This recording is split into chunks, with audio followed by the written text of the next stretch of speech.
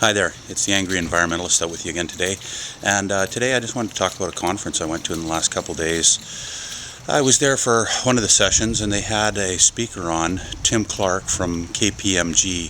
KPMG is basically an accounting firm that's got about 100,000 employees worldwide, and part of their service that they're offering to clients is auditing services and a way to count numbers.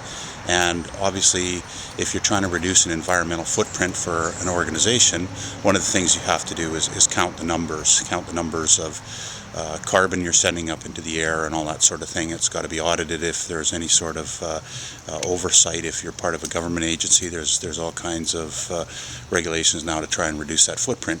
But I was listening to him, and he was somewhat informed, I would say. Obviously, he deals with this on somewhat of an ongoing basis. But, I get totally annoyed with these people because one of his statements in there was, it's quite easy to reduce your carbon footprint. And he kept, repeating that over and over again. He talked about the Western Climate Initiative, which is, sort of Kyoto 2, if you will. It's the idea to reduce the amount of carbon or greenhouse gases going into the atmosphere.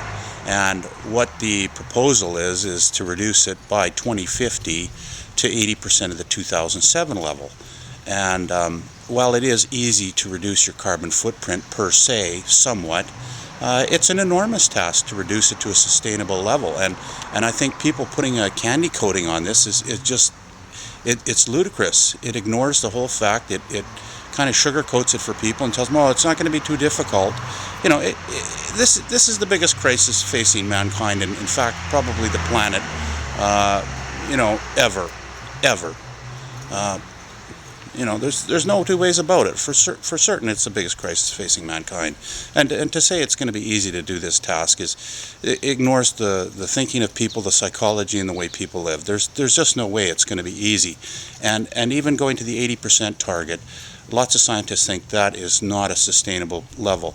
In fact, one science writer for, I believe it's The Guardian, has said that we need to reduce our carbon and equivalent greenhouse gas footprint to 95% of what we're doing today, if everyone in the globe is going to live basically the way they do in the Western world, which, I don't see how we in the industrialized countries can say, oh, we're going to live better than you in China and India and Africa and all that sort of stuff. So if that's what we need to do, it's 95%. That's the target. It sounds horrific and impossible, but he lays out a plan and says it's not. So telling people it's going to be easy to reduce their carbon footprint, that's not part of the whole thing. You got to be truthful with people. And you know what? A big target with a plan to get there can inspire people in ways unknown. And to say it's going to be easy to do, it's totally bogus. To think about that 80% reduction in global greenhouse gases target, just think, if the whole planet industrializes by 2050 and we're still spewing up 20% of the GDP of the planet every year into the atmosphere in greenhouse gases, can you imagine that's sustainable? That's what the Western Climate Initiative says. And, I can't imagine that's a sustainable level. The greenhouse gases that mankind's put into the atmosphere basically doubled between 1970 and current, which is about 2000, the report I read, 2007 or 2008. So roughly 40 years, it doubled over the amount put up in the first 120 years, which was, the start of industrialization was about 1850. So from 1850 to 1970, we put up, 1 times, if you will. And then between 1970 and 2007, we put up a second component equal to the first one that took 120 years to get there. So, obviously the time frame's shortening, and anybody who looks around sees some of the changes in the atmosphere, in their local climate over a very short period, in other words 20 or 30 years that they've been living or observing it, knows that this has got to be a non-starter. So, the 95% level is probably what we got to aim at, and anything short of that is ludicrous. And people like Tim Clarke telling people it's easy to reduce your carbon footprint, no. Tell them it's easy to reduce the first 10%, be truthful, and then tell them, the way we're going to reduce the next 80% is going to be more difficult. It's going to require many, many changes to the way we live, and lots of stuff done differently.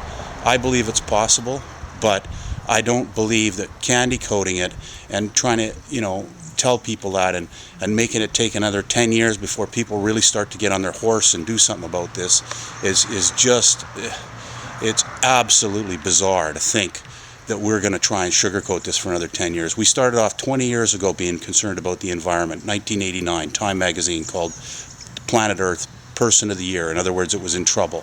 And we've done nothing in 20 years, basically. Very little.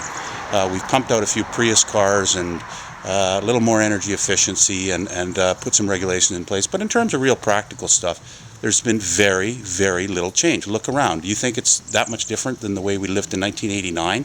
Do you think we've changed very much? Not a lot.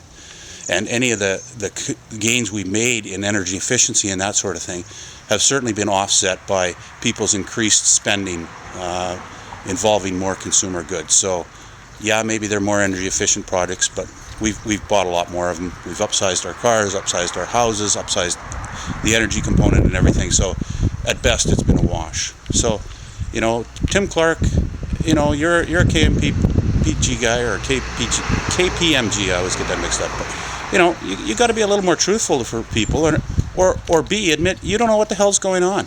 You know, don't act like you're some sort of authority. If that's your level, is you're going to sit there and tell your clients it's easy to reduce your carbon footprint. It's easy to reduce the first 10%. Let's be truthful about this. It's an enormous, enormous challenge. That's the Angry Environmentalist signing off for today.